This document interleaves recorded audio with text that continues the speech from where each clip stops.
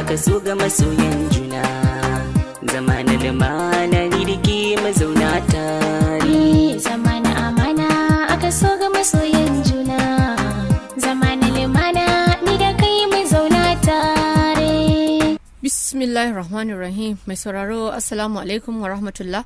Barkamu da sake kasancewa da ku a cikin wani sabon shirin na taskar masoya, idan muke karanta muku littafin abokin miji na wallafar Aisha Muhammad Altu. Wani irin bacin rai ne mai haɗe da bakin ciki Muhsin yake jin yana taso masa a ransa, yayin da a zuciyarsa kuwa yake ayyana abubuwa da dama a kanta. Dan jim kaɗan yayi yana tunani kafin ya saki murmushi ya miƙe, bayan ya ture farantin da ke gabansa ya ɗauki mukullin motarsa da ke aje a gefe ba tare da ya sake bi ta kanta ba ya fice daga gidan. Alhaji Abubakar Karaye shine cikakken sunan mahaifin Faruk, sai mahaifiyarsa Hajiya Nazifa mace ce mai kunya da kawaici wacce auren zumunci aka yi musu. Asalinsu 'yan garin Karaye ne wacce ke jihar Kano. Babansa Malam Umaru shine sarkin noman garin Karaye. Yanzu haka duka danginsa suna can, harka kwangilarsa ce ta kawo shi garin Kaduna. Ya gina tamfatsetsen gidansa a unguwar Rimi GRA ya tare da matarsa. Alhaji Abubakar Karaye ya kasance tun yana da rai babban dan kwangila ne, yayin da matarsa Hajiya Nazifa take rikakkiyar 'yar kasuwa wacce take sai da zannuwa a tamfofi suna shaddodi da sauransu, wanda har kasashen waje take fita sarin kaya. A yanzu shagunanta 4 a Central Market. Hajiya Nazifa ta kasance mace ce mai matukar kirki da zumunci tamkar mijinta. Gashi ba ta da ɗagawa, kwata-kwata abinsu bai rufe musu ido ba, ko kaɗan ba sa taɓa nuna su wasu ne. Sun daɗe sosai da aure amma ba su samu haihuwa ba, tun abin yana damun su har suka haƙura suka fawwala wa Allah komai. Sai dai duk tsakiyar dare sukan tashi su yi alwala su yi sallah su kai wa Allah kukansu, har suka kai shekaru 5 da aure ko batan wata Hajiya Nazifa ba ta taɓa yi ba. Sai abin yake damun Alhaji Abubakar, kasancewarsa mutum ne shi mai tsananin son 'ya'ya, amma haka nan yake dannewa baya taɓa nuna damuwarsa ko kaɗan, saboda baya so hankalin Hajiya Nazifan ya tashi. Ta ɗauka ko daga ita ne matsalar take, haka yi ta danne abin a cikin ransa bai taɓa nunawa ba. Tafi haka rayuwa ta yi ta tafiya har suka cika shekara 19 da aure babu wani labari. Kwatsam wata ranar Juma'a tun da sassafe, Hajiya Nazifa ta tashi wani zazzafan zazzabi mai tsanani ya rufe ta. Sosai hankalin Alhaji Abubakar ya tashi yayi bala'in ruɗewa. Jikinsa na rawa, ya kira likitansa ya zo. Gwajin farko da likitan yayi sakamakon ya nuna tana dauke ne da shigar ciki na tsawon watanni 4. Wannan kyakkyawan labari ya yi matukar faranta ran Alhaji Abubakar Karaye da Hajiya Nazifa, wanda har sai da suka zubar da kwallar farin ciki. Kafin ya yi sujjada yana ƙara godewa Allah da ya bashi wannan kyauta a lokacin da ya gama cire tsammani da samunta. Wata tarin dukiyarsa ko wata kadara tashi ba su isa su sa ya same ta ba. Wannan rana ta kasance babbar rana ce a gurin Alhaji Abubakar Karaye da Hajiya Nazifa da danginsu gaba ɗaya.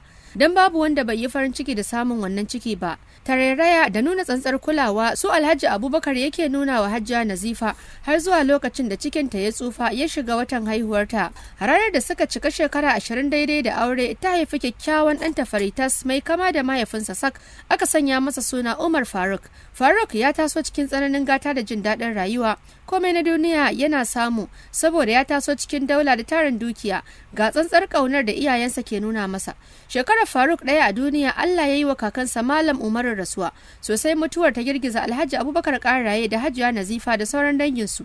Sun yi kuka sosai na rashin babban bango kuma jigo adalin tsoho mai dattako da sanin ya kamata, wanda ba su kaɗai ba, hatta 'yan garin Karaye sai da su ma suka koka sakamakon rashin Malam Umaru. Satin Hajiya Nazifa da Alhaji Abubakar biyu a garin suka tattaro suka dawo Kaduna cike da kewa.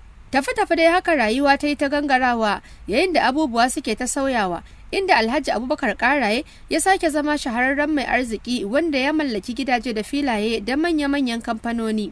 Haduwar Faruk da Muhsin ta samo asali ne wata rana. Direban Faruk din ya ɗauko shi daga makaranta, sai ya hango Muhsin a tsaya bakin titi sanye da yunifom ɗinsa na makarantar gwamnati. Gashi rana ta kwalle, fuskar Sadiq ta yi face-face da gumi sai gogewa yake yi. Da sauri Faruk ya sa direbansa ya tsaya, suka ɗauki Muhsin ɗin suka kai shi har gidansu. Ashe a bayan layin su Faruk ɗin gidansu yake. Ranar da ya Hajiya Nazifa ta sha labarin Muhsin a gurin Faruk. Dan lokaci guda Faruk ya ji Muhsin ya shigar masa rai, yana tsananin jin tausayinsa, kasancewar mai jin tausayi ne da son taimako irin na iyayensa. To tun daga wannan ranar Muhsin ya kasance aboki ga Faruk na kud da kud. Sun shaku da juna sosai, komai tare suke yi, makaranta ce kaɗai ke raba su, kasancewar shi Faruk makarantar kuɗi yake zuwa, yayin da shi kuma Muhsin yake zuwa makarantar gwamnati. Muhsin ya kasance maraya ne, ba shi da uba, mahaifiyarsa ce kaɗai a raye, gashi shine babba, yana da ƙanne mata guda biyu. Saboda wahalar rayuwa da suke ciki, mahaifiyar tasa tuyar waina da kosai take yi a bakin titin layinsu, da shi take samu ta rufa musu asiri, har take dan biyan kuɗin makarantar islamiyyar su da kuma siyawa Muhsin din littattafan makaranta da sauran kayan bukatun rayuwa. Sosai Faruk yake damuwa akan me yasa ba za a cire Muhsin a makarantar gwamnati ba, a dawo da shi makarantar da yake zuwa. Tun mahaifiyarsa Hajiya Nazifa ba ta kulawa, har ta dawo tana kulawa, saboda irin damuwar da ta ga Faruk din yana yi. Da kanta ta shiga gidan su Muhsin din, ta yi wa mahaifiyarsa magana cewa za ta mai da shi makarantar kuɗi inda Faruk yake zuwa, ba tare da wata jayayya ba. Inna Atika mahaifiyar Muhsin ta amince, ta yi ta godiya, tana yaban halin kirkin sa Hajiya Nazifa da mijinta Alhaji Abubakar Karaye. Faruk na da shekara 9 a duniya, mahaifinsa Alhaji Abubakar Karaye ya rasu sakamakon hadarin mota, rasuwar da ta girgiza zakatan al'umma ta kuma sanya manyan mutane kuka. Hatta da yara ƙanana sai da suka koka saboda rashin Alhaji Abubakar Karaye, kasancewarsa mutum ne shi mai kirki da mutunci, ga taimakon na ƙasa da shi yasa mutuwarsa ta girgiza zakatan al'umma da dama, ta saka su zubar da hawaye. Tun daga wannan lokaci sai kulawar Faruk ta dawo ƙarƙashin mahaifiyarsa, duk da a lokacin 'yan uwan babansa sun so ɗauke shi su mai da shi can Karaye, amma Hajiya Nazifa ta hana, ta ce ita za ta zauna da shi a nan. Bayan an raba gado, duk Faruk ne ya gaji wannan uban tarin dukiya, wanda kaɗan ne daga cikin 'yan uwan babansa suka gada. Sosai mahaifiyar Muhsin ta dinga godiyar irin kulawar da Hajiya Nazifa take nuna wa Muhsin, tamkar ɗan da ta haifa. Ta saka shi a tsadaddiyar makarantar da Faruk yake zuwa ta boko, haka islamiyya inda Faruk yake zuwa anan ta saka shi. Ba ta bambanta musu komai, dukkan abin da za ta yi wa Faruk tare za ta haɗa ta yi musu. Daga ƙarshe ma tafi sai Faruk ya sa Muhsin ya tattaro kayansa kaf ya dawo gidan su Faruk ɗin da zama.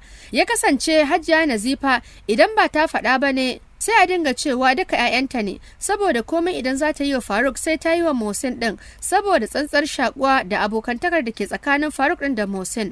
To da matan suna ƙanana halayyarsu ta bambanta. Shi Muhsin mutum ne mai dogon buri da hangen nesa da bala'in son mata tun yana ɗan ƙaraminsa. Shi kuma Faruk mutum ne na gari mai nagarta, wanda mahaifiyarsa ta jajirce a kansa ta bashi ingantacciyar tarbiyya. Sabanin Muhsin da mahaifiyarsa take ta kanta, a kullum idan garin Allah ya waye burinta idan ta fita ta samu abin da za ta ci ta da kannansa, shi yasa ba ta da lokacin tsayawa ta basu wata tarbiyya, ya tsaya kawai kara zube. Tun lokacin Faruk yana karami, Muhsin ya rika cewa ya ma za a yi Faruk ya fi shi hali. Shi ne Faruk ya mallaki haɗaɗɗiyar mahaifiya irin Hajiya Nazifa, mace mai tarin dukiya, wacce a ko'ina za ka yi alfahari da ita ka nuna ta a matsayin mahaifiyarka. Faruk kansa ya mallaki irin wannan dukiyar, ya fi shi kyau, ya fi shi komai da komai. Ƙarshe ma fa a ƙarƙashin inuwarsa yake, tunda a raɓe yake a gidansu, duk da ɗakinsa ɗaya. Hajiya Nazifa kuma ba taɓa nuna musu wani bambanci ba, amma shi Muhsin baya ganin haka, gane ke Faruk ɗin ya gama samun duniya tunda ya haɗa abubuwa da dama wanda shi yake burin samu a duniya amma bai samu ko ɗaya ba. Sai ma fitowa da ya yi ta tsatsan kaskantattun mutane talakawa waɗanda kullum aka tashi sai an yi fafatakar neman abin da za a ci sannan. Amma shi Faruk kullum kafin su tashi za su samu haɗaɗɗun abin karyawa an jera a kan dining, ana zaman jiran fitowarsa a karya. Amma shi gidansu ko ruwa aka baka da wuya ka iya sha saboda tsabar talauci, komai na gida a kaskance yake. Haka ita ma kanta mahaifiyar tasa har kunyar nuna ta yake yi, ya ce ita ce mahaifiyarsa saboda ko sutura arziki ba ta da ita. Wani lokacin sai ka ganta kamar wata mahaukaciya, gashi kafafuwanta duk sun tsage sun yi faso, sai ka ce akan talauci ya kare. Shi fa Allah ya gani bai so aka haife shi a talaka ba, talakan ma kuma kaskantacce wanda ba shi da yanci. Idan yana irin waɗannan maganganun har Faruk ɗin ya dinga yi masa faɗa yana cewa ya daina faɗin haka. Arziki da talauci duka na Allah ne, kuma da mai kuɗin da talaka duk ɗaya ne a gurin Ubangiji, babu wanda ya fi wani sai wanda ya fi tsoronsa. A Islamiyya ma Faruk ya kasance ya fi shi komai, dan tun yana shekara 16 ya haddace Alƙur'ani, shi kuwa a lokacin ko izifi 20 bai haddace ba. Tafi dai suna da ɗan girma kuma halayensu na ƙara bambanta. mata. Duk wanda dai ya san Faruk a lokacin dole zai san Muhsin, saboda har ƙaraye ma can garin mahaifinsa tare da Muhsin ɗin suke zuwa. Lokaci dai yana ta tafiya, suka zo suka gama secondary school ɗinsu za su fara jami'a, suka zana jam ɗinsu a tare. Faruk ya ci University of Maiduguri, shi kuma Muhsin ya ci University of Lagos. Faruk ya yi ta kuka, bai so rabuwarsu ba. Haka ya yi ta cikunsa a kan su haɗu guri ɗaya, amma hakan bai samu ba. Sai Hajiya Nazifa ta ce kawai su yi haƙuri, Allah ya sa hakan ya zama mafi alkhairi. Kowa ya tafi inda aka tura shi. Haka dai suka rabu suna kuka. Shi kuma Muhsin ɗin a ɓangaren sa hakan ya yi masa daɗi sosai, saboda idan suna tare da Faruk ɗin baya taɓa barinsa ya sake yayi abin da yake so, saboda lokacin da suna secondary school ya saba da matse 'yan mata, ya yi musu kis, ya yi ta rungumar su, yana shashafe su. Faruk ne zai ta yi masa fada, yana nuna masa illar hakan da yake yi, amma baya ji, sai ma ji da yake yi Faruk ɗin yana takura masa. To yanzu sun rabu. Zuwansa Legas sai ya sa ya ƙara lalacewa sosai. Gashi yana amfani da sunan gidan su Faruk ɗin, yana facaka, yana iskancin duk da ya ga dama. Tunda komai yake bukata yana samu, har mota Hajiya Nazifa ta siya masa, babu abin da bai da shi. An buɗe masa banki kamar yadda aka buɗe wa Faruk. Ta ko'ina Muhsin ya zama ɗan gida kuma ɗan gata ta dalilin Faruk. Sai bishasharsa kawai yake yi, shaye-shaye ne kawai baya yi, amma dukkan wani nau'ika na neman mata ya san su. Duk inda ya kyalla ido ya ga budurwa sai ya bi ta ya leƙe mata har sai ya samu abin da yake so. Shi dai Muhsin mazinaci ne a takaice, kuma irin mazan nan ne waɗanda ba su ɗauki zina a bakin komai ba. Shi kawai ya ɗauki zina nishaɗin rayuwa, amma dukkan abin da yake yi baya bari Faruk ya sani. To amma abin da bai sani ba, Faruk ɗin tuni ya riga da ya sani, saboda tun suna secondary school ɗin an taba kama shi Muhsin din da wata yarinya a aji suna romansin din juna. Da kyar Faruk din ya samu a kashe kes din. Hajiya Nazifa ta yi wa Muhsin din fada sosai, ya kuma yi mata alkawarin cewa ya bari ba zai sake ba. A haka suna karatun, amma idan suka samu lokaci sukan ziyarci juna. Shi Faruk ya taba ziyartar Muhsin din har ya kama shi da wata yarinya a daki, ya yi masa fata-fata, har suka kwana biyu ma ba sa waya ba sa chatting. So daga baya sai Muhsin din ya dawo ya ba Faruk din hakuri da cewa insha Allah ya bari kuma ba zai sake ba. Daga nan suka shirya. To a haka har suka zo suka kammala jami'a. Muhsin din yayi kwantan bauna, ba wai ya bari bane, ya ci gaba da iskancinsa, amma yana yi a ɓoye, baya son Faruk ya sani. Bayan sun gama makaranta, shi dama Muhsin ya karanci computer science ne, shi kuma Faruk ya karanci engineering. So bayan ya gama, dama yana son ya joinin Nigerian Navy ne, sai ya ce wa Muhsin ya zo su yi joinin tare. Ya ce ba zai iya ba, shi masters ɗinsa zai ɗora, ba zai iya aikin sojan ruwa ba, aikin wahala. Tun daga nan Faruk bai sake masa magana ba, ya yi joinin abinsa, ya tafi screening. Bayan ya yi, lokacin fitowarsa suna yi cikin ikon Allah sai ga sunansa ya fito. Ya shirya ya tattara kayansa da duka sauran abin da zai bukata, ya yi tafiyarsa Port Harcourt. Suka shiga gidan training.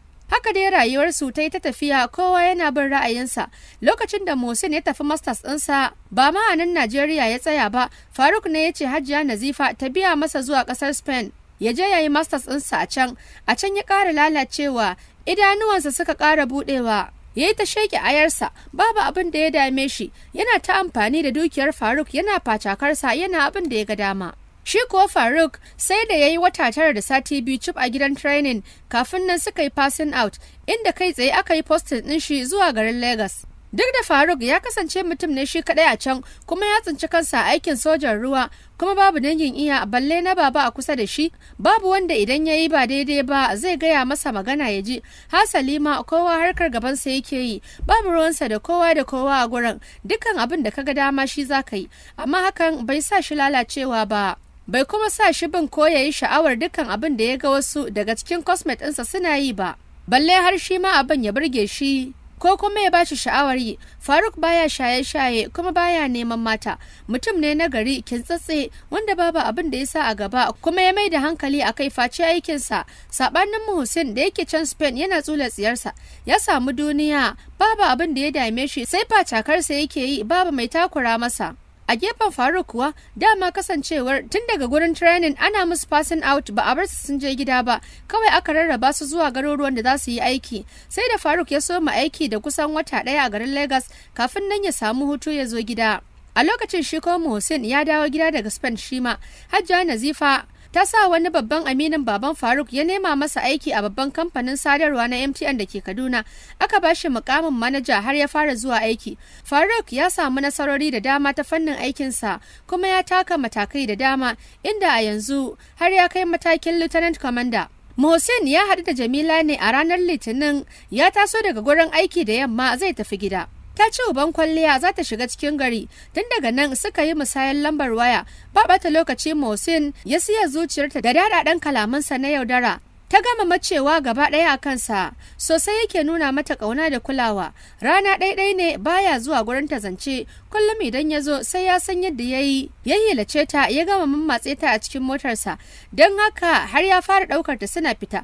Tafi har ya samu abin da yake so a jikinta, kasancewar ita ma Jamilar 'yar hannu ce, ta saba da 'yan biye-biyenta, shi yasa bai wani sha wahalar shawo kanta ba. Tun daga nan kuma ya nemi ya fara yi mata yawo da hankali, ganin ya fara share ta ne, yana so ya guje ta tunda ya gama samun abin da yake so kuma ta gama biya masa bukatarsa, sai ya dawo ko wayar ta ma ya daina dauka. Hakan yasa ta tashi tsaye da bin shawarar wata kawarta Ummi, ta shiga ta fita. Suka hana zuciyarsa sakat har sai da ya tura gidansu, kafin nan ya samu sukuni. Aka sai da ranar aure, wata ɗaya kacal. Lokaci na yi kuwa aka ɗaura musu aure, aka kai ta ɗan madaidaicin gidanta da ya gina musu. Fa'iza kuwa 'yar asalin garin Kano ce. Bikin ƙawarta ne ya kawo ta Kaduna, inda ƙawarta ta auri wani abokin Faruk wato Hisham, wanda tare suka yi secondary school ɗinsa da shi, suna tare har lokacin bikin ya zo. Don haka Faruk ya samu halartar bikin, ana yi gobe ɗaurin aure ya zo. Tun da lokacin Faruk ɗin a Lagos yake aiki, da daddare aka yi dina, a nan suka haɗu da Fa'iza.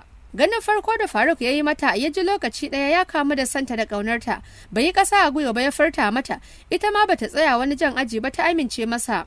Saboda ganin yadda tun da ya shigo hall ɗin 'yan matan gurin suke kallonsa, kowace tana santin kyawun da Allah ya hore masa, ga kwarjininsa da ya cika gurin, sai duka hankulan 'yan mata suka koma kansa. Fa'iza kuwa sai dan take ta ce da shi don kar ta yi sanya a kwace mata shi. Lokacin da Faruk ya gabatar da Mohsin a gurin Fa'iza akan babban abokinsa kuma amininsa, ya ce ga budurwar da ya yi, ita kuma yake da burin ta zama matarsa uwar 'ya'yansa. Mohsin tun da ya ji haka sai zuciyarsa ta yi masa baki. Don tun da ya ga Fa'iza ya ji a ransa da shi ta dace, domin irin matar da ya daɗe yana nema ne, saboda yana da bala'in son kyakkyawar mace mai diri da kyawun sura. Kuma tun da yake neman matansa bai taɓa haɗuwa da irinta ba. Ita kuma Fa'iza tun a kallon farko da ta yi wa Mohsin ta ji kwata-kwata bai kwanta mata ba, saboda wani kallo da ta lura yana yi mata ƙasa-ƙasa. Irin na cikakkun 'yan duniyan nan, daga nan ta sha jinin jikinta da shi. Tafi soyayya ta yi nisa sosai, ta kan kama tsakaninsu. A lokacin da Faruk ya gaya wa mahaifiyarsa Hajiya Nazifa ya samu matar aure, ta yi murna sosai kuma ta nuna farin cikinta, kasancewar dama tana matsa masa akan ya fito da mata ya yi aure don ta kosa ta ga 'ya'yansa. To bayan ya koma Lagos ne ya sake samun hutu ya dawo, ya shirya ya tafi Kano can gurin iyayen Fa'izan don su gana. Sun ko karɓe shi hannu bibbiyu, iyayenta masu karamci ne da mutunci, bai wani sha wahala ba, suka amince akan idan ya koma ya turo iyayensa in dai da gaske yake a tsaye da magana, saboda babanta Alhaji Bukar mai atamfa ya ce baya son wasa, kawai ya gabatar da iyayensa. Alhaji Bukar mai atamfa mahaifin Fa'iza mijin mata biyu ne, Hajiya Umaima ita ce uwar gida kuma ita ce mahaifiyar su Fa'iza. Su 'yan asalin Gombe ne kuma Fulani ne. Yanzu haka duka danginsu suna can, kasuwanci ne ya kawo shi garin Kano, inda a yanzu haka yake da manya-manyan shagunan sai da atamfofi a kantin kwari. Hajiya Umaima wacce suke kira da mama tana da yara guda 4. Fa'iza ita ce babba, sai kanwarta Khadija, sannan Hafsat, sai kuma karamin autansu wato Sadiq wanda suke kira da Hibban. Ita ko Hajiya Turai kishiyar maman su Fa'iza ba taɓa haihuwa ba, don ko batan wata ba ta taɓa yi ba tunda ta zo gidan, amma idan ka ga ta ɗauki su Fa'iza sai ka ɗauka cewa ita ta haife su ba Hajiya Umaima ba, don ta rike su tsakani da Allah tamkar ita ce mahaifiyarsu, saboda idan ba sani kai ba za ka taɓa sanin ba ita ce mahaifiyarsu ba, don komai na Fa'iza ma a ɗakinta yake, kuma haka sauran yaran ma komai su ce momi, kasancewar haka suke kiranta.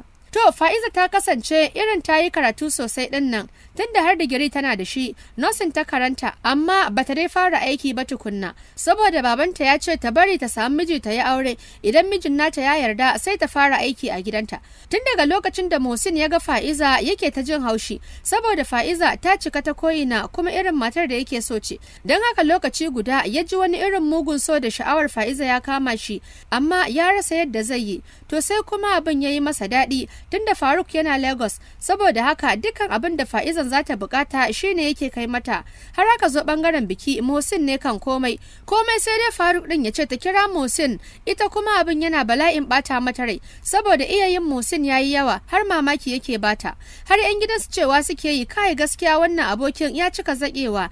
Idan ta yi wa Faruk din magana kuma sai ya ce ta dauka kawai shi da Muhsin abu guda ne a gurinta, dukkan abin da ta san zai iya yi mata to shi ma Muhsin din zai iya yi mata. Ita kuma ta ce ya daina turo mata Muhsin din dukan abin da zai bata, in dai ba zai iya bata da kansa ba to kawai ya bar shi, ta haƙura bata buƙatar sa.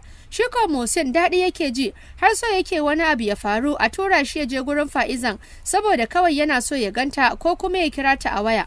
A haka dai har aka tsaida lokacin biki, aka yi hidima, Muhsin ya shirya musu dina da sauran abubuwa, ya kashe kuɗi sosai ya yi bajinta. Amma Fa'iza tunda ta ji Muhsin din ne ya shirya komai, ta ce gaba ɗaya ba ta buƙatar dinan ma. Ba za ta je ba, duk da ransa ya ɓaci ta watsa masa ƙasa a ido, komai ta ce ba za ta je ba. Saboda har lokacin biki ya gabato Faruk bai dawo ba, yana can Delta, sai Muhsin din ne yake ta faɗi tashi. Faruk tun da ya ji abin da Fa'izan ta ce, ya ce ba yadda za a yi ta watsawa amininsa ƙasa a ido, wallahi ba zai taɓa yarda ba, saboda haka ta shirya kuma dole ta amince a yi dina ɗin idan an zo Kaduna. Babu yadda za ta yi, dole ta amince aka yi dina ɗin.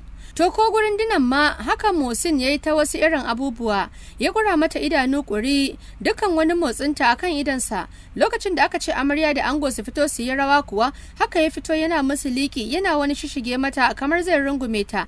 Ya yi ta bangazar Fa'izan da sunan yana mata liki, har ta gaji da iskancinsa za ta fice a filin rawar, amma Faruk ya riko ta ya ce, haba, ya kamata ai ta yi rawa a gabansu, tunda da shi da Muhsin din duka ɗaya ne, babu bambanci, saboda shi Faruk kyakkyawar zuciya gare shi, kuma yana ɗaukar Muhsin din ne a matsayin ɗan uwansa. Shi yasa kwata-kwata bai gane nufinsa akan Fa'izan ba, don ko tunanin abin bai taɓa kawowa a zuciyarsa ba.